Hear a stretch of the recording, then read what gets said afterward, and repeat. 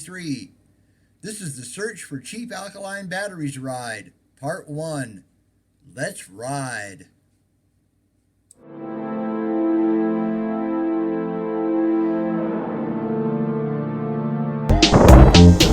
Hey, good morning everybody. This is BJ and Joe Ondo from Out and About on the Recumbents. Right now we're on the Pikes Peak Greenway Trail / Monument Valley Trail. And we've been out for a bit. Stopped and got unsweetened iced tea at Panera Bread up at the University Village, Colorado Center. And now we're heading over to pick up the Rock Island Trail. We got to stop at the house, the apartment, and pick up some stuff. But then we're going to pick up the Rock Island Trail and head up to the Dollar Tree. Get batteries. Today's ride is the search for batteries. Let me restate that. The search for cheap alkaline batteries.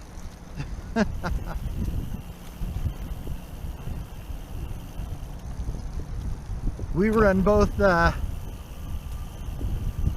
types of headlights. We run a USB and a battery power. And then we have battery powered blinking lights, green for the front and red for the rear. So need some alkaline batteries.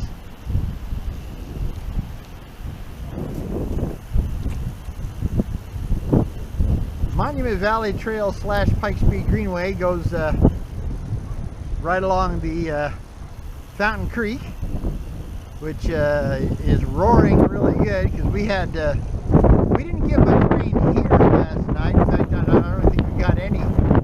But up north towards Monument and then up towards Denver, they got nailed hard. So old Fountain Creek is flowing hard today.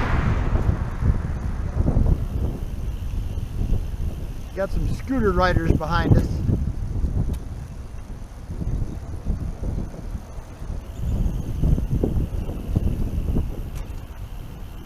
Thank you. Uh-huh.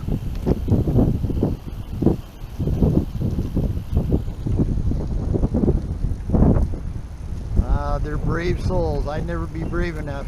I'd do a face plant on one of those things, I'm sure. I am absolutely sure that I would do a face plant.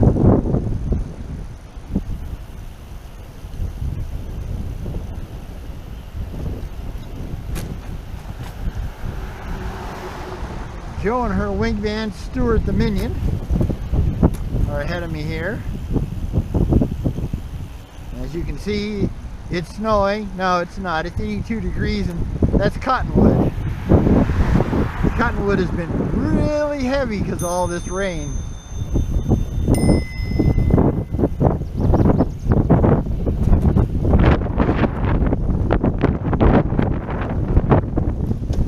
Because if it hasn't rained here, it's rained up north of us, and all kinds of rain in the mountains. Rain and hail and pretty wild stuff. We've been very fortunate. We had 3 or 4 days of really good weather before we got another rain shower, and it didn't last long. It's probably 3 or 4 hours at the most. And last night they were pretty sure we'd get some rain, but we didn't get it down here. We just got the wind. A lot of wind. And we might get a little bit of that today. A little later on, as we head into the late afternoon or early evening. But for right now, it is absolutely beautiful. That's a couple of baseball fields. We're going through the Goose Gossage Sports Center off of Arc Dabbling Boulevard here in Colorado Springs, Colorado. We have a pretty good view of Pikes Peak here once we get past the trees and all the wires up there.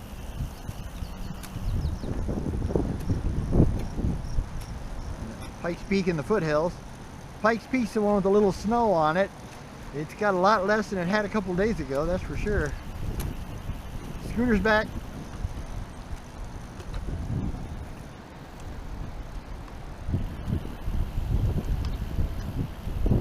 Clear.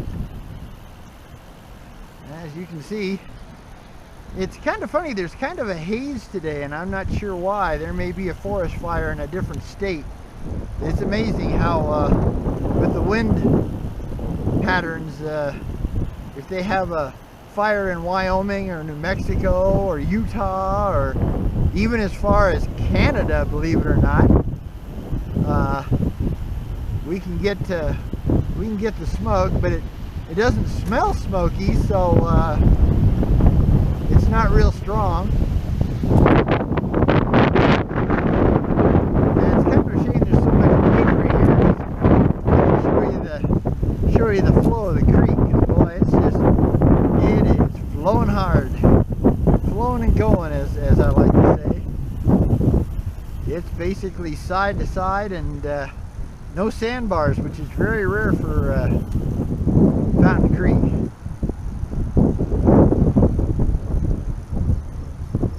This is the really nice concrete portion of the Monument Valley Trail. And sadly, yes, eventually it turns to dirt to take you towards downtown, into Monument Valley Park itself, by the pickleball courts and restrooms and all that stuff. But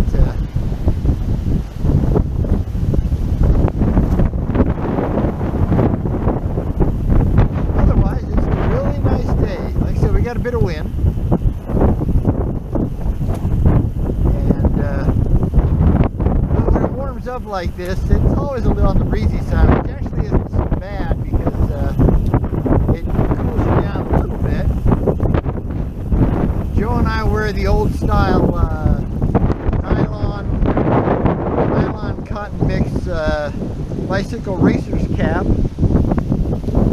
and one of the things we like about it is it gives us a small shade build, keep the sun directly out of our eyes. But the other thing it does is we can throw these in a sink, get them nice and wet, slop them on top of our heads, and then put our helmets on, and we have a nice cooling effect, kind of like evaporative cooling right around our head, which is the one spot that gets really hot. And so it keeps us a little cooler.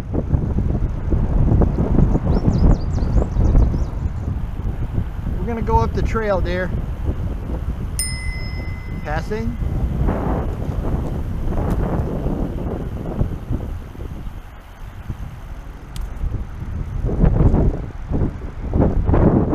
Yeah, just down this road here, which is Steel Drive, there's a trolley and streetcar museum. If you're ever in Colorado Springs, something you might want to check out. It's kind of cool.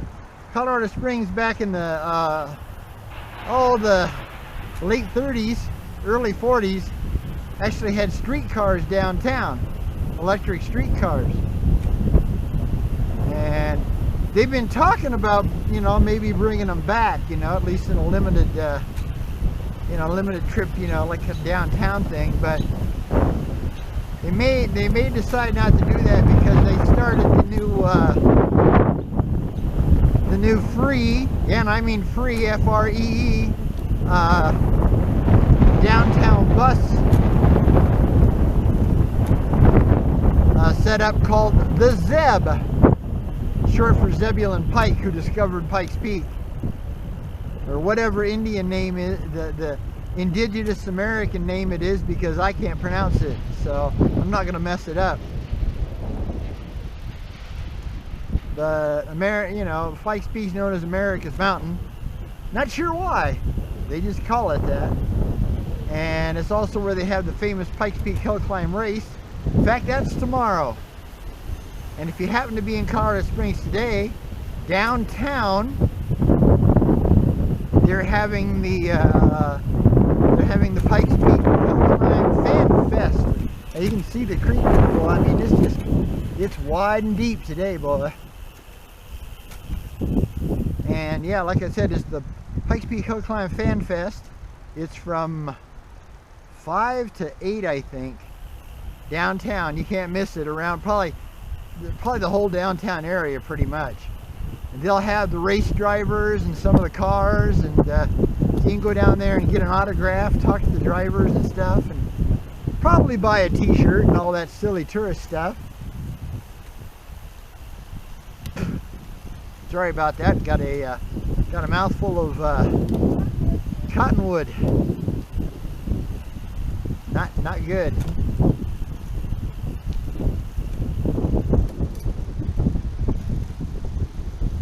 Okay, we're gonna go up what I call Diablo Hill, because it don't look like much, but boy, it's a steep little booger.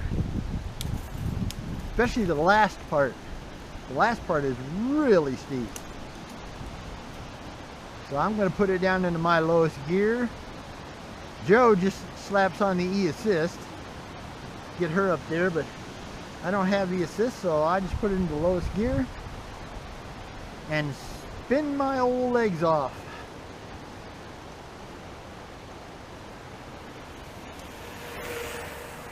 That guy was going too fast, because good thing I wasn't any closer. He'd have run right into me. No, we're not pausing the ride. We use Strava, a Strava app on the phones to record our mileage, and it talks to you. But if you go too slow, it'll tell you you've stopped, even if you haven't. I just go slow, because it doesn't wear me out as bad that way. Hello. Have a good one. Thanks, you too. Oh man, she's tough. That's a mean little cluster she's got on there.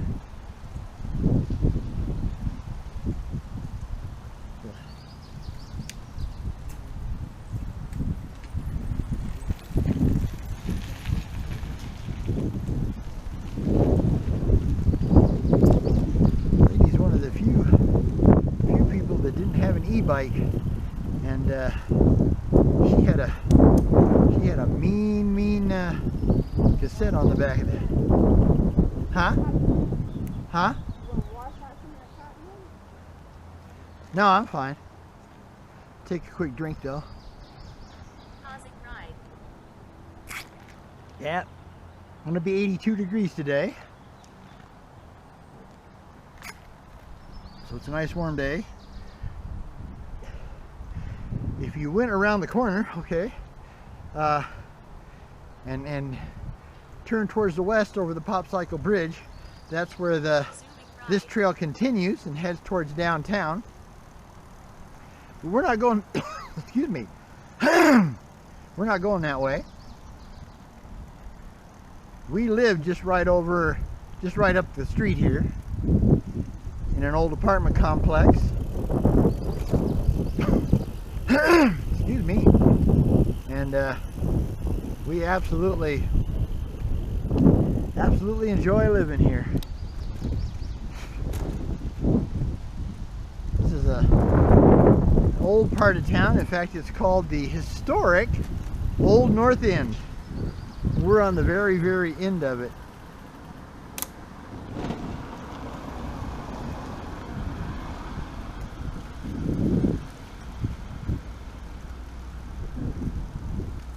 That's where the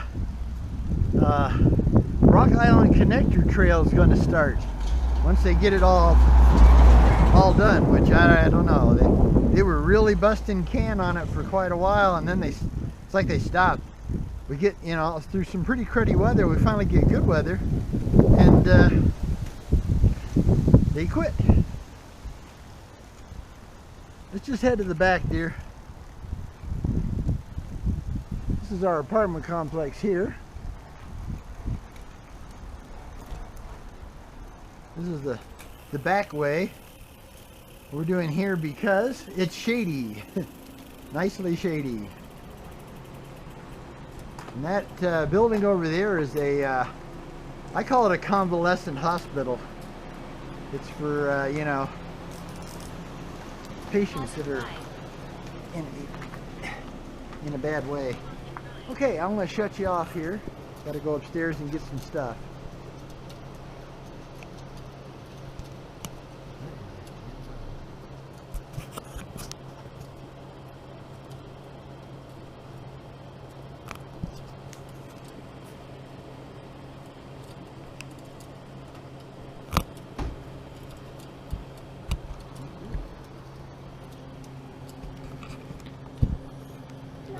Howdy. Okay, we're back. We're well, technically this is part of the Rock Island Trail until they finish the new one just past the wooden poles here. But that's actually going to be hooked into the new Rock Island Connector Trail that will go clear down to where we came out to head to our apartment. And man, that'll be sweet when it gets done. They don't seem to be in any real hurry to do the southern part of it. This is technically the northern part of it, or no, this is the eastern part of it, and the part they're being really slow on is the western part. But they do have they have to go under a couple of bridges, and so they got a lot of heavy work. But sure be nice if they'd at least finish this part, because this alley is getting in really rough shape in this old age. And without suspension, without front suspension, you really feel it. This thing is pothole city now. Yeah. As you can see, the other one over there is pure smooth concrete. We were hoping they'd finish this top part here, because that also hooks into the Seach Run Trail, which goes north-south. And it's really strange. They actually had that part cemented to where in the junction to where it was together, but when they started the construction on the connector, they took out the cement, which we couldn't figure out why in the world you would do that. It really makes no sense, because you still want it to hook to Seach Run, so you can have a smooth transition. We had to jump off of Seach Run Trail, that little bit of concrete, and well, I didn't have the camera on, but just a little, probably about 400 feet at the most, and pick up this alley from off of Jackson Street. Right now they're putting in these wooden fence posts for the outside boundary, I guess. To me, I think this should have been done very, very last. This really shouldn't be being done now. It should be done when it's all done. You know, this is a pretty thing, you know. It's the trail. This has nothing to do with the trail itself.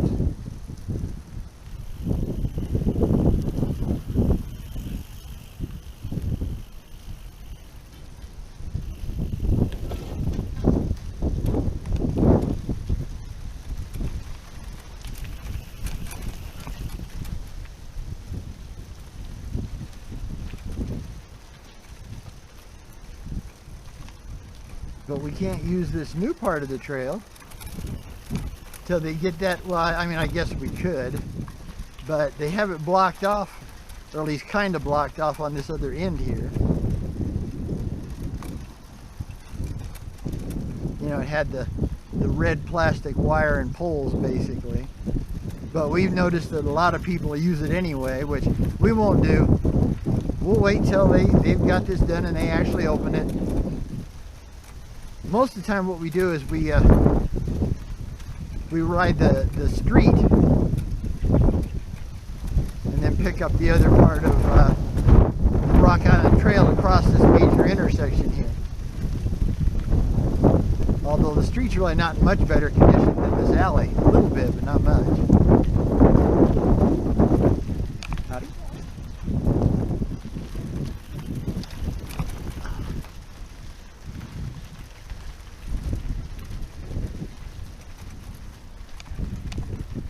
As we talked about before, our trikes have 20-inch wheels. That's a pretty small wheel. So it don't take much of a pothole or a divot or even a crack. A 1-inch wide crack these tires handle fine, but a 2-inch wide or bigger, man, you feel like the whole front end's going to fall off when you go into it. Now our trikes have rear suspension, but they don't have front suspension. And I'm trying to find out if we can add front suspension, but I heard it's very expensive, and I'm still trying to come up with the money to put e-assist on my trike. So if I spend the money on putting front suspension, I won't be able to get e-assist. Part of me would like to go ahead and do it because I really wouldn't mind front suspension, but as you can see, Joe's got fenders on hers. The only bad thing about it is when you put on the front suspension, you have to have a different set of fenders because they work with the suspension where these won't. These are solid.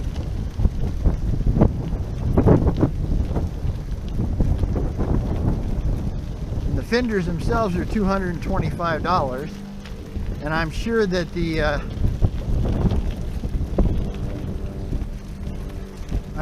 front suspension system is at least that much a piece.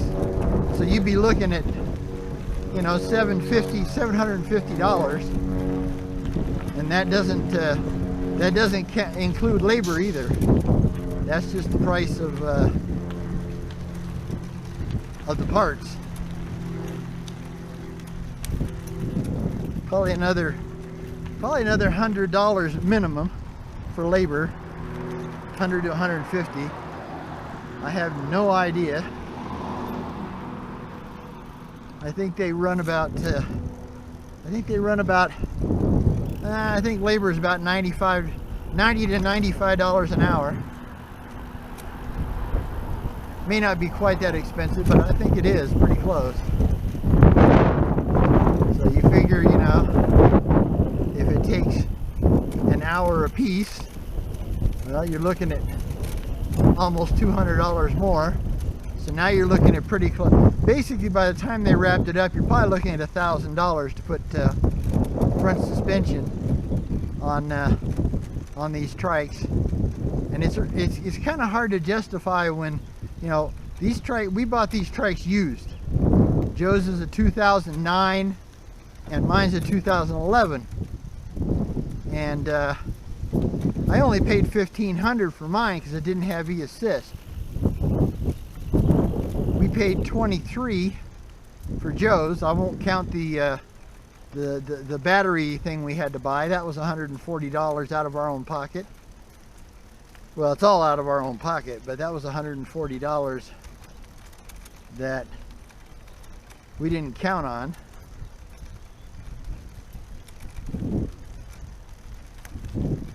So like I said, but we'll just set what we actually paid for the bike was $23. Won't count the taxes.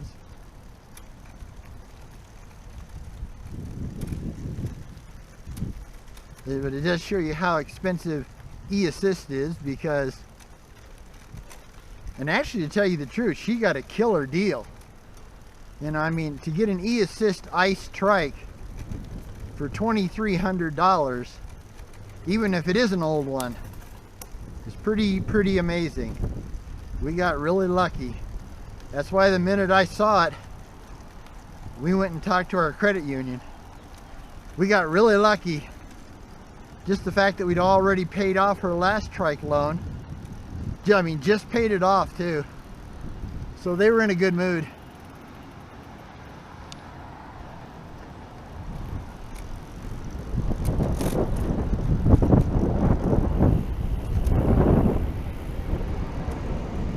So they lent us the money for that.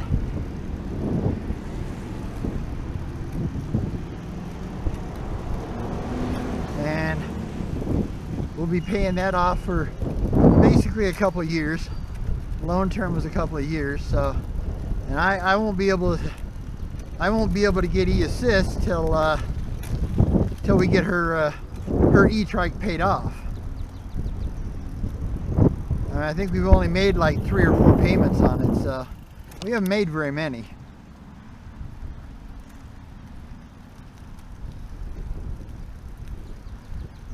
Because I believe we got hers in January. So it'll be a year come January. So come January it'll be half paid off. But that's not enough for an e-assist system. E-assist, to put an e-assist system like she got on my Trike, with labors, probably about $1,600 to $1,700, probably $1,600. A couple $100 labor, and then $1,400 for the system. If I get the same exact system that Joe has. If I wanted something a little more powerful, you know, like Joe's is a 350 watt 36 volt system, and I was kind of looking at the 500 because when my balance goes, you know, I'm 68 years old. Right now I can balance a bicycle. In fact, it's funny, I balance a bicycle better than I walk anymore. It's crazy. But eventually, as I get older, I'm gonna, you know, my balance is gonna get worse and worse and worse. It never gets better. It just gets worse as you age. So eventually I'll have to give up my trailer tugger, which is my 2008 Sun EZ1 SC Lite recumbent bicycle. It's a two-wheeler, not a trike like we have here. So Joe can't ride a two-wheeler anymore. Her balance is shot. Especially if her being a type 2 diabetic and you know, having heart problems in the past. Sometimes the medicines that she takes can make her blood pressure or her blood sugar go up or down. And if it goes down too much, she can get dizzy. She broke 4 ribs on the last regular bicycle she had after, you know, because she fainted. But it was a really hot day. I mean, it was hot. It was 90 plus that day. And well, we were on our way home and things seemed fine. But yeah, all of a sudden, next thing I know, she's in the middle of the intersection. The only good thing is it was a Sunday and there's no traffic downtown. Okay, we're gonna take a water break here. Like I said, it's 80 plus degrees, so it's warm. We try to stay hydrated. We have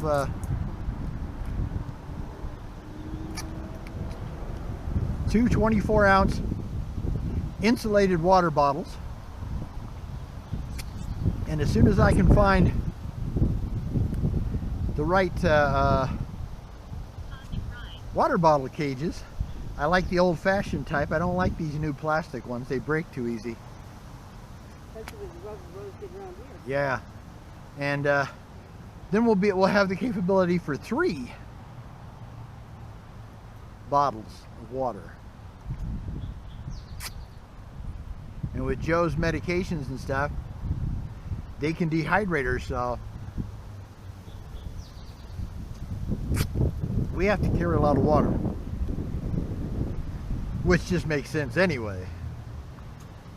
I can't believe when I see people, you know, running, especially the runners. I mean, let's face it, when you run, you sweat pounds, you know, and these people are just all no water. No nothing. No nothing, you know, just bare skin. I'm sure they use sun stuff somewhere, but just, it's kind of crazy. And you see a lot of bicyclists too with no water. Ain't no way, man, I gotta have water. Okay, you ready? Yep. All right, we're gonna head on. Like I said, we're on the Rock Island Trail here in Colorado Springs, Colorado. This is the main east-west trail. It goes between Jackson Street and Powers Boulevard. So it's about 10-12 miles long. This is the older part, so it's in kind of bad shape. It's got these 2 to 3 inch cracks all the way across. So we can really feel these puppies, man. Bounce, bounce, bounce.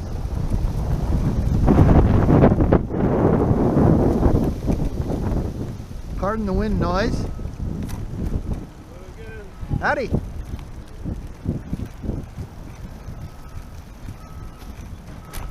There's a tandem. That's a nice tandem too. That's a commotion. That's a nice tandem. Joe and I used to have it. We've had a couple of tandems in our life. We had a Trek 900 recreational standard bicycle type tandem, like that one, only not near as nice. And then we had a oh boy, these things are still closed. How are we going to get across?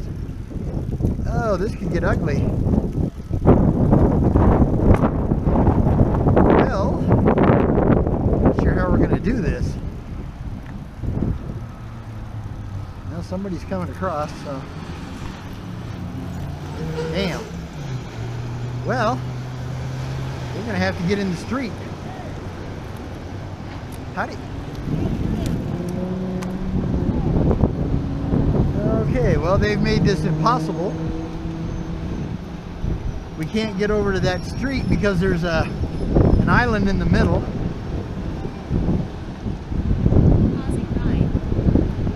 And yeah, we're kind of screwed.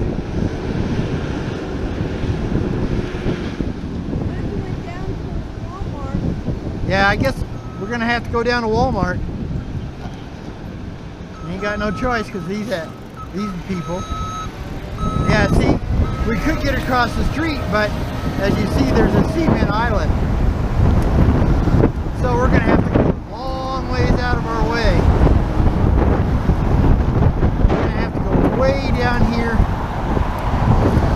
and it's gonna be tough to get across. Very tough.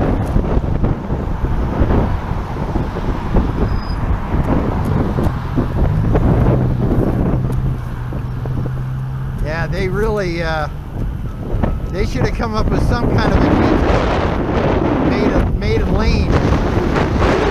Like walking.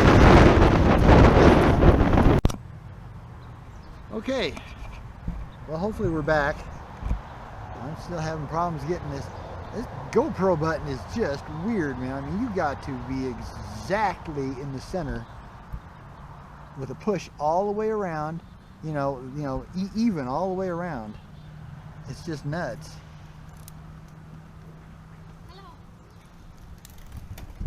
The button on my cam park just, you know, click. This one here is just a bug. Wonder maybe if it's worn out. Don't know. Okay, so we're back on the Rock Island Trail. We're heading now we're heading west. As you can see, Pikes Peak up there.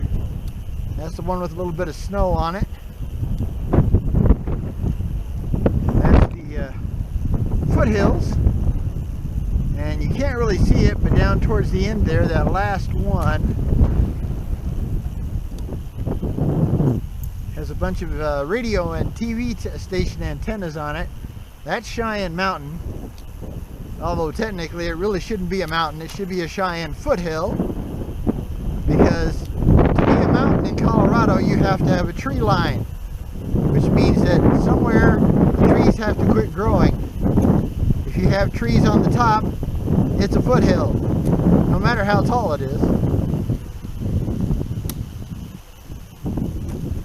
Okay, so now we're going to go back on our detour. It's funny, this part here they call Howard Street, and then the other part is LaSalle. So LaSalle doesn't make the corner, I guess. I don't know. Actually, it does, because it goes up and then spins around the school, and that's back on LaSalle. So Howard is the north-south street. I guess it's LaSalle stop, start, stop, start, stop, start. I know. The one good thing about it is this way at least has a lot of downhill grade. Not really downhill per se, but it's downhill grade. You're not having to climb uphill. But we got a big, huge hill we have to climb on Union. That's it, man. Have a good one. And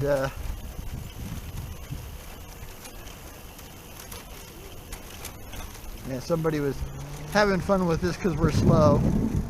We are slow, but that's the way we like it. Okay, that's all of that. And that's one of the great things about a trike. You just go your speed.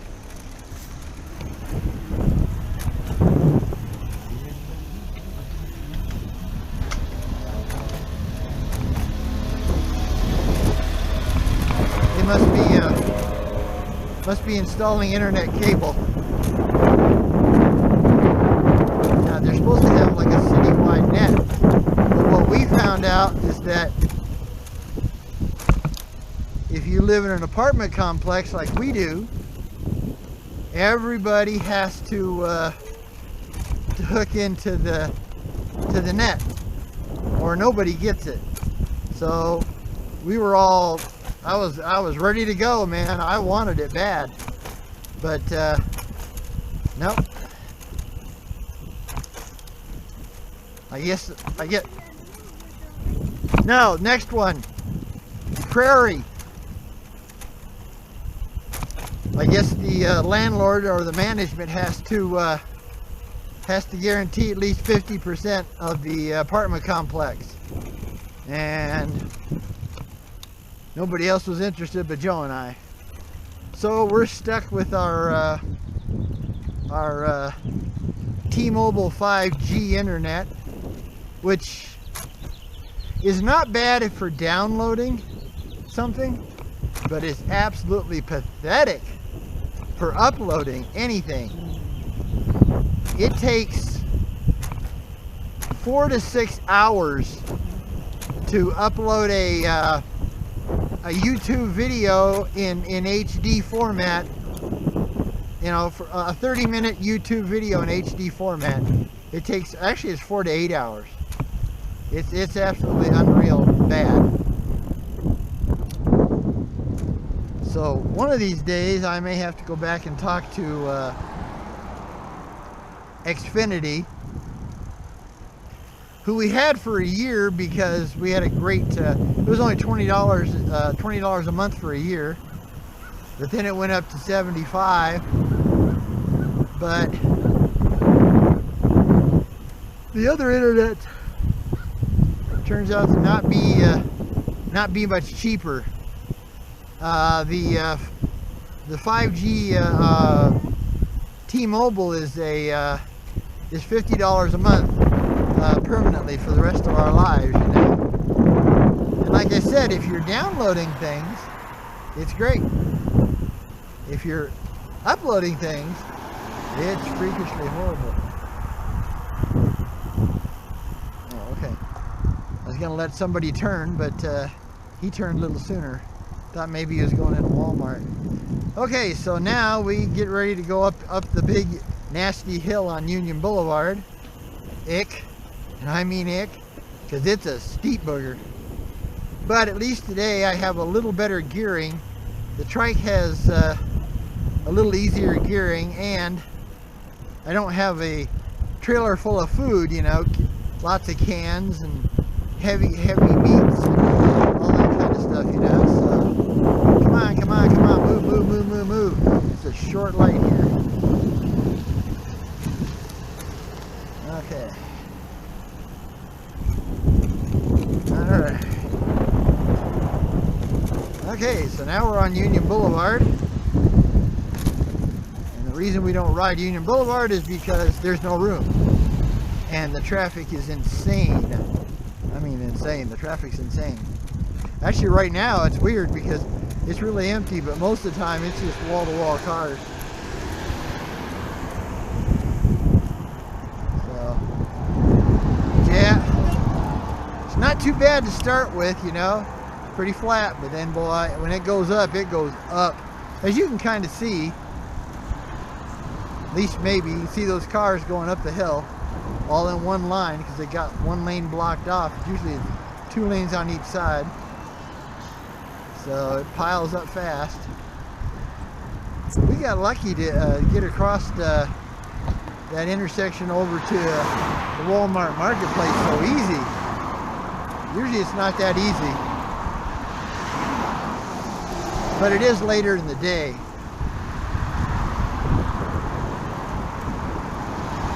Okay. So the idea was, before this detour, that we were going to go straight down the trail. And then we were going to go back to Nancy Lewis Park and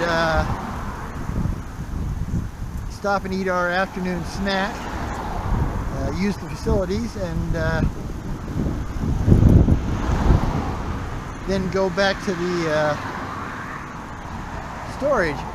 I'm sorry, Joe. You should have. I should have let you ahead. I should have let you ahead.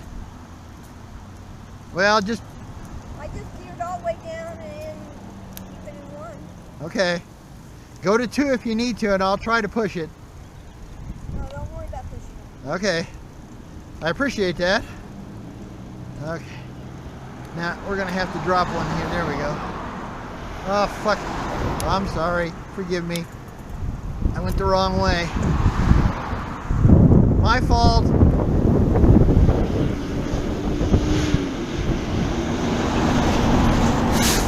Oh, man.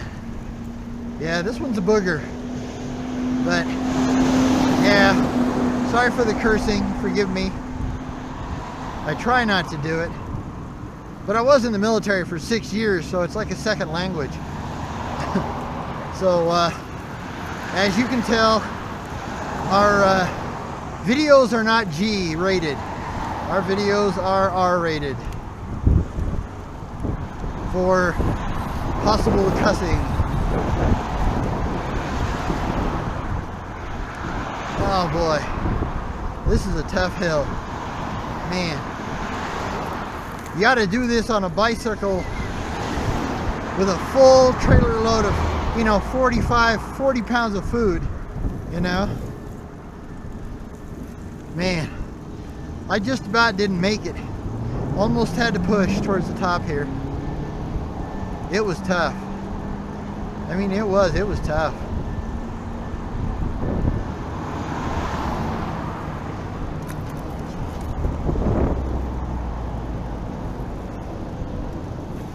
At least they could do is get somebody to mow it, but they don't. I mean, you know, these guys are just workers. They don't give a rat's, which I can't blame them. They got a hard, miserable job. Bless their hearts for doing it.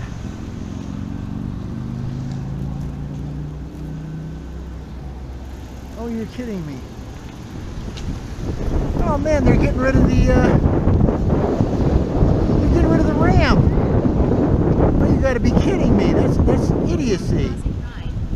We need to complain about that. Yeah, I'm gonna really complain. Yeah. We have an app where we can put in problems, because from what it looks like, they took out the ramp to be able to get across the road on the trail. That is just stupid beyond all belief. Sorry, we've got these miserable cracks, 2 and 3 inches wide, and I mean to tell you, they rattle your teeth if you hit them at any speed at all. When you can see how bad it is, just barely moving. Like, see, this one's not so bad. This is about a 1-inch crack, and no big deal. But these bigger ones, the 2 and 3, like this critter here, the wheels just really set down in there hard, and it's really not good on the front end, you know, to be beaten like that.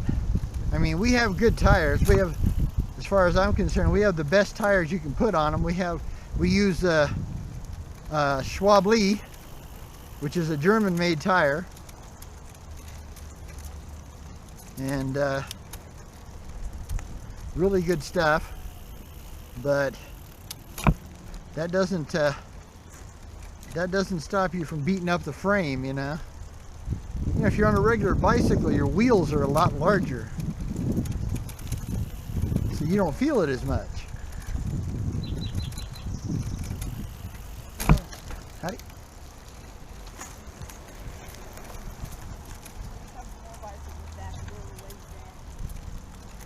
Especially like that young lady on her fat tired mountain bike, you know, she don't feel it at all. Now Joe's a little better off because she has the Big Apple model tires on the front, and those are you know, they're a bit of a flotation type tire, and so they have a little bit of a cush to them.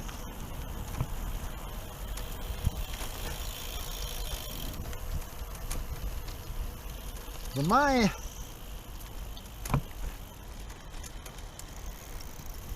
Trike is supposed to be the slightly racier version of Joe's Trike, so it's not as wide, and when you put those 2-inch wide tires on the front, it's like there's hardly room for my hands. So I went back to what I consider a standard size tire, which is either the 1.50s or the 1.75s, and these are the standard Schwab-Lee Green Guard Marathons, as they call them. They're original series touring tire, and they're only 1.5 inches wide, so that makes them not quite as well, and of course they're not the balloon style tire like hers are, so they hit harder. The only good thing about them is that they're quite high pressure.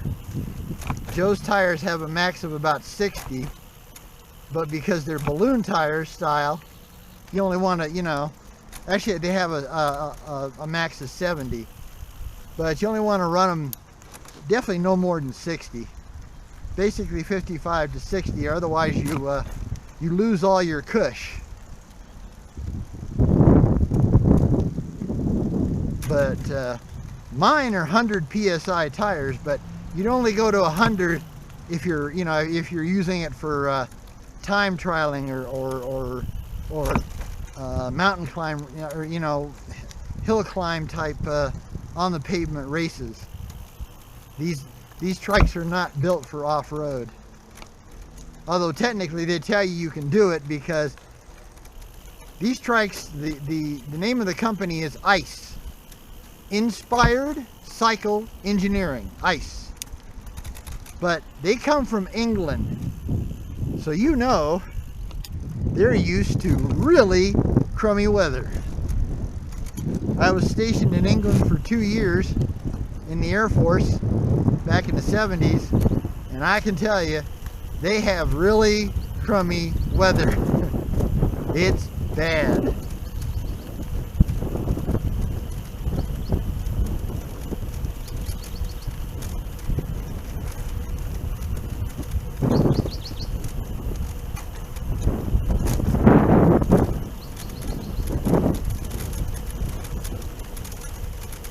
There's some dips down here you got to be careful with. They're biggies, especially by this tree. And there's one of them. And then you come over here because there's an even bigger one over here.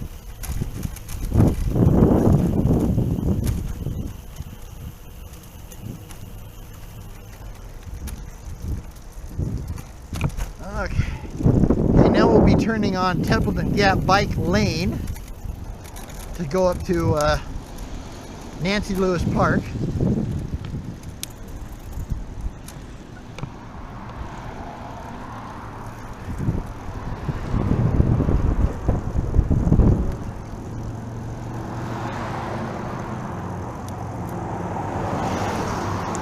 Yeah, Nancy Lewis is one of the nicest parks here in town.